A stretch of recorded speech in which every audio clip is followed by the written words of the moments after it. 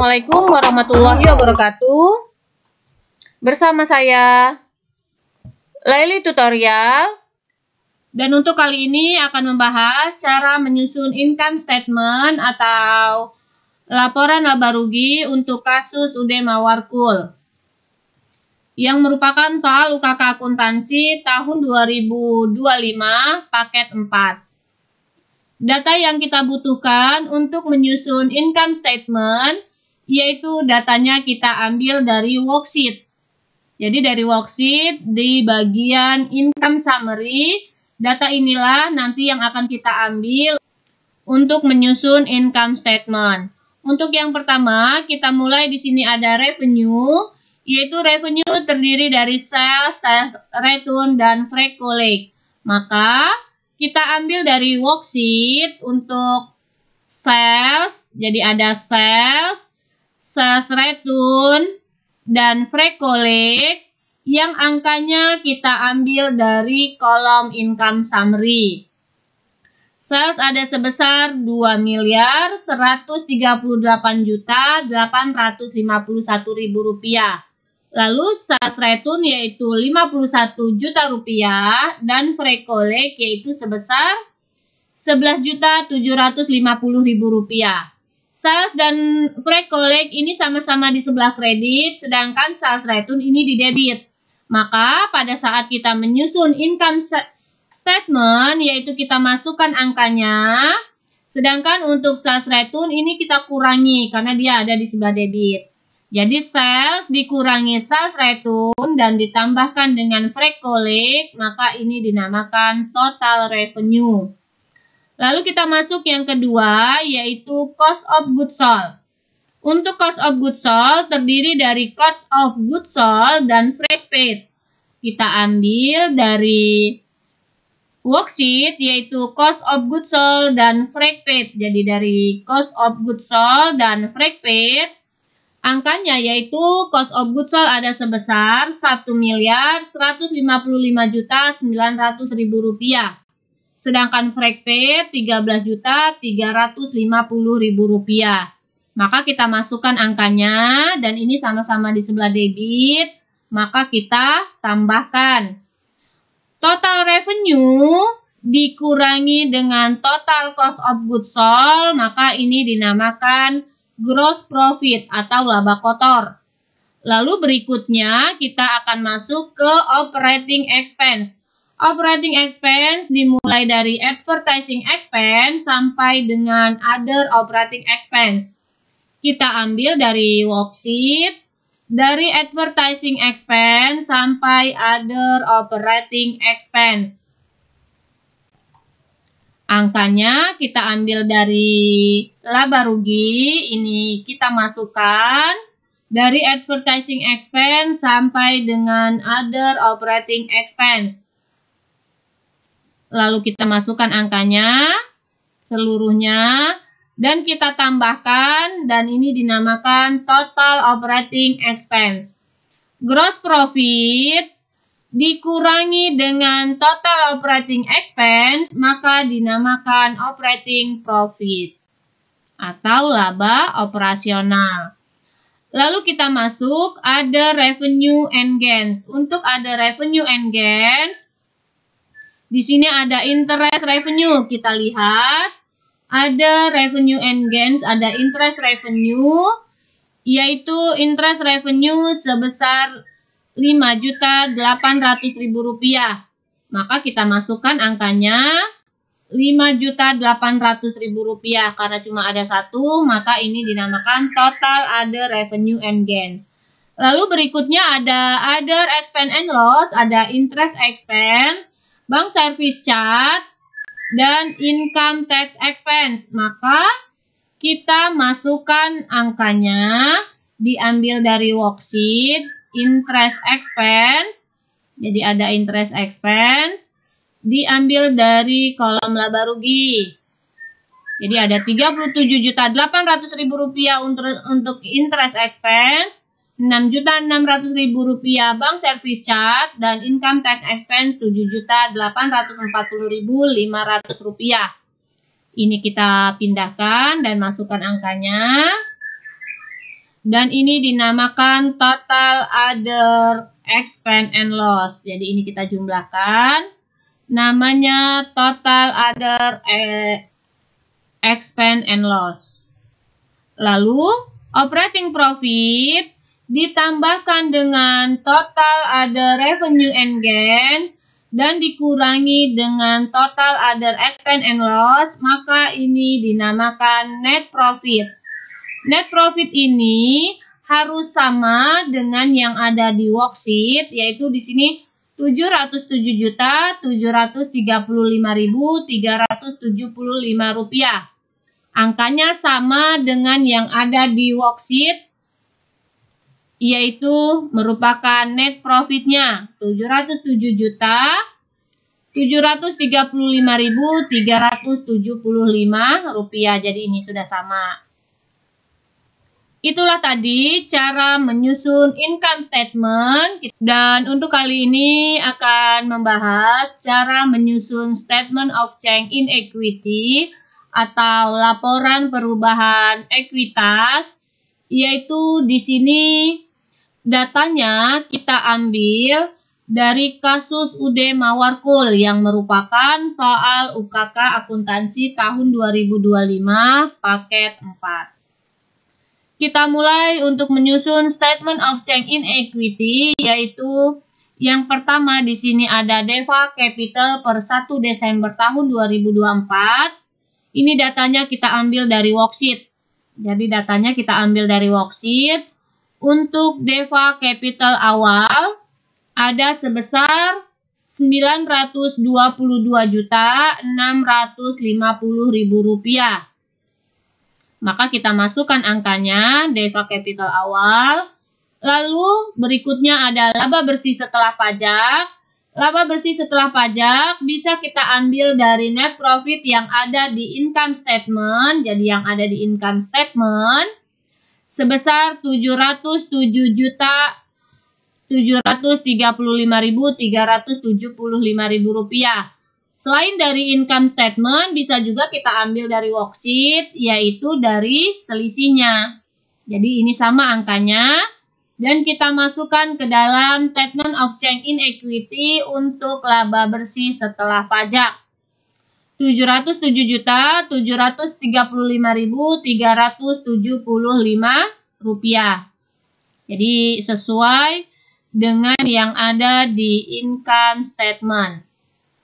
Lalu DEVA drawing kita ambil dari worksheet. Di worksheet yaitu ada DEVA drawing, kita cari di sini ada 25.400.000 rupiah. Maka kita masukkan angkanya 25.400.000 rupiah. Laba bersih setelah pajak dikurangi DEVA drawing, maka ini dinamakan penambahan ekuitas. DEVA Capital awal ditambahkan dengan penambahan ekuitas, maka dinamakan DEVA Capital akhir. Jadi inilah statement of change in equity, perubahan modal yang awalnya DEVA Capital sebesar 922.650.000 rupiah, berubah per 31 Desember menjadi 1.604.985.375 rupiah. Itulah tadi cara menyusun statement of change in equity untuk kasus UD Mawarkul. Dan untuk kali ini akan membahas cara menyusun balance sheet kasus UD Mawarkul yang merupakan soal UKK akuntansi tahun 2025 paket 4. Data yang kita butuhkan untuk menyusun balance sheet yaitu datanya kita ambil dari worksheet atau dari neraca lajur, yaitu kolom balance sheet-nya. Jadi dari kolom balance sheet inilah nanti datanya yang akan kita ambil. Kita mulai yang pertama, di sini ada aset. Aset terdiri dari current asset dan fixed asset. Untuk current asset ada cash in bank, petty cash, account receivable, allowance, merchandise inventory, office supplies, prepaid insurance, dan prepaid rent. Angkanya kita ambil di dalam worksheet untuk kolom balance sheet. Jadi ini sampai dengan prepaid rent. Jadi dari cash in bank sampai dengan prepaid rent, angkanya kita ambil dari balance sheet. Kita masukkan semua. Di sini semua ada di sebelah debit kecuali untuk allowance ada di sebelah kredit. Maka pada saat kita masukkan ke dalam balance sheet, untuk allowance kita kurangi. Jadi kita beri tanda min 14.158.125 rupiah. Ini kita beri tanda min. Lalu kita jumlahkan, maka ini dinamakan total current asset atau total aktiva lancar. Lalu berikutnya kita masuk ke fixed asset, ada equipment at cost dan equipment akumulasi depreciation. Kita ambil dari worksheet, equipment at cost dan equipment akumulasi depreciation. Di sini ada di sebelah debit dengan kredit, berarti pada saat kita menyusun balance sheet-nya, kita masukkan angkanya, tetapi kita kurangi. Maka dinamakan total fixed asset. Total current asset ditambahkan dengan total fixed asset, maka ini dinamakan total asset. Selesai di aset, kita masuk ke liability. Di sini ada current liability, ada account payable, expense payable, income tax payable 25, dan PPN payable. Angkanya kita ambil dari worksheet, account payable sampai dengan PPN payable. Yang ada angkanya, kita masukkan ke dalam worksheet. Jadi ada 4 item. Kita masukkan ke dalam balance sheet, angkanya. Lalu kita jumlahkan, ini dinamakan total current liabilities. Lalu untuk long term liability ini tidak ada angkanya, maka kita kosongkan saja karena sudah lunas. Jadi kita lihat di worksheet. Untuk Bank Mandiri Loan ini tidak ada angkanya, jadi kita kosongkan saja. Lalu kita lanjut untuk DEVA Capital. DEVA Capital ini kita ambil datanya, diambil dari Statement of Change in Equity, yaitu ada sebesar 1.604.985.375 rupiah. Maka kita masukkan angkanya untuk DEVA Capital yang diambil dari Statement of Change in Equity 1.604.985.375 rupiah. Lalu total current liability ditambahkan dengan DEVA Capital, maka ini dinamakan total pasiva. Jadi ini kita tambahkan, maka dinamakan total pasiva. Total aset, jadi jumlah total aset harus sama dengan total pasiva. Jadi ini sudah balance antara aktiva dengan pasiva. Itulah tadi cara menyusun balance sheet untuk kasus Udema Warkul yang merupakan soal UKK akuntansi tahun 2025 paket 4. Dan untuk kali ini akan membahas cara menyusun cash flow statement yang merupakan kasus Udema Warkul soal UKK akuntansi tahun 2025 paket 4. Data yang diperlukan untuk kita menyusun cash flow statement atau laporan arus kas, yaitu datanya yang diambil dari cash receipt journal untuk kolom cash in bank-nya, lalu dari cash payment journal untuk kolom cash in bank-nya, dan dari petty cash journal untuk kolom petty cash journal. Jadi kita ambil untuk membuat cash flow ini, yaitu datanya diambil dari yang ada cash in bank-nya. Kita masuk yang pertama di sini, yaitu arus kas dari aktivitas operasi. Arus kas aktivitas operasi yang pertama yaitu penerimaan dari pelanggan. Untuk penerimaan dari pelanggan, yaitu kita ambil dari cash receipt journal. Jadi, yang ada di cash in bank, di cash receipt journal, ini semua merupakan penerimaan dari pelanggan, yaitu sebesar Rp399.935.000. Maka kita masukkan ke dalam cash flow angkanya, yaitu Rp399.935.000. Lalu berikutnya ada pembayaran kepada pemasok. Untuk pembayaran kepada pemasok, kita ambil datanya dari cash payment journal. Di cash payment journal ini, untuk cash in bank, pembayaran kepada pemasok ada sebesar Rp60.606.000. Maka kita masukkan angkanya ke dalam cash flow, yaitu untuk pembayaran kepada pemasok.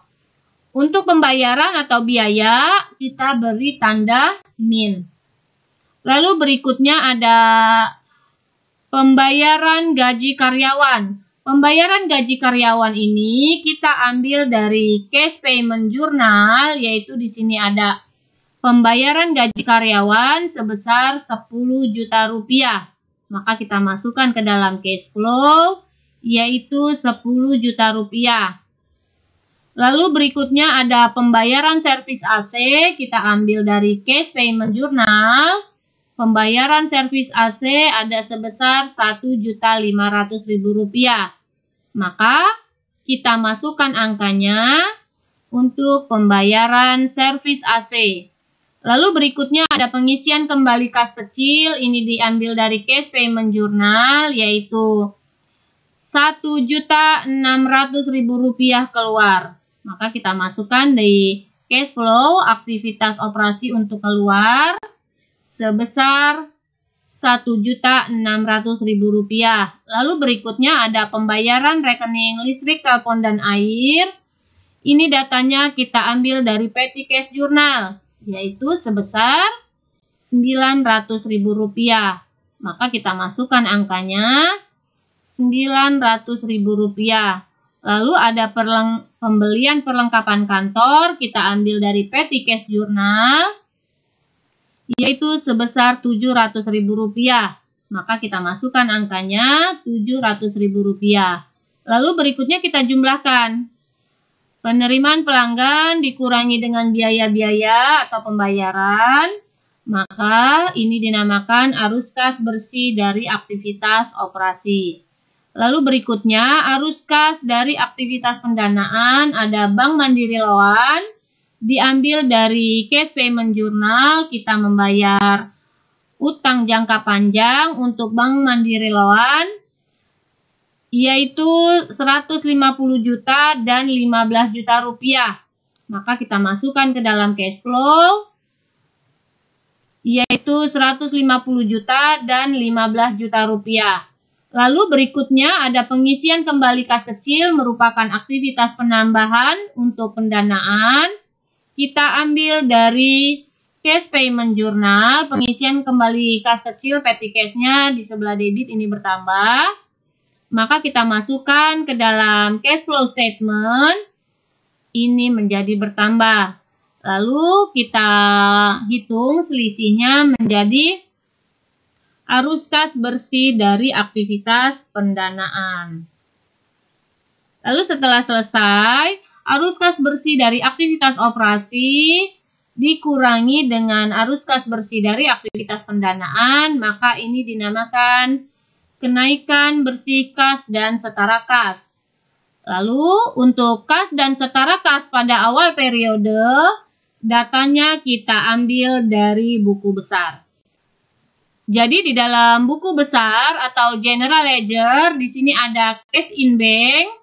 Cash in bank awal yaitu sebesar Rp1.125.960.000 merupakan kas, dan setara kasnya yaitu petty cash.